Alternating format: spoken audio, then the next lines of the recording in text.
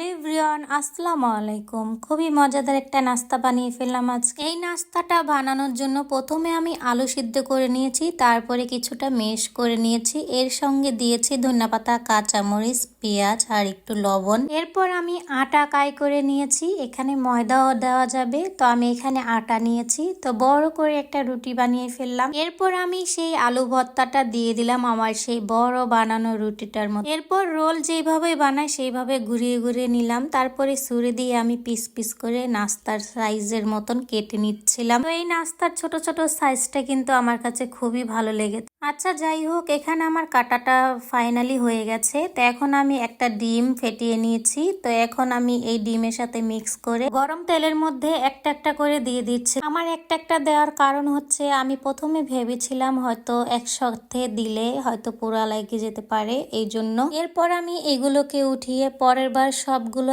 একসাথে দিয়ে দিয়েছিলাম।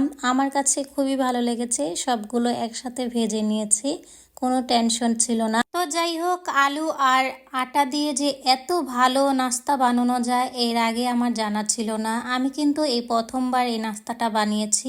বেশ কয়েকদিন ধরে এই নাস্তাটাই শুধু ঘোরাঘুরি করতেছিল, ফেসবুকে খালি দেখতেছিলাম। তো ভাবলাম যে আমি একটু ট্রাই করে দেখি পারি কিনা। তো ট্রাই করে দেখলাম, আমি সাকসেস হয়েছি। নাস্তাটা কিন্তু খুবই সুন্দর হয়েছে। তো আমি সস নিয়ে নিচ্ছিলাম যে খেয়ে দেখি কেমন হয়েছে। তো আমি সস ভরিয়ে খেয়ে দেখলাম যে খুবই মজা, খুবই টেস্টি, গরম গরম খেতে খুবই মজা। আমার মেয়েও পছন্দ করেছে।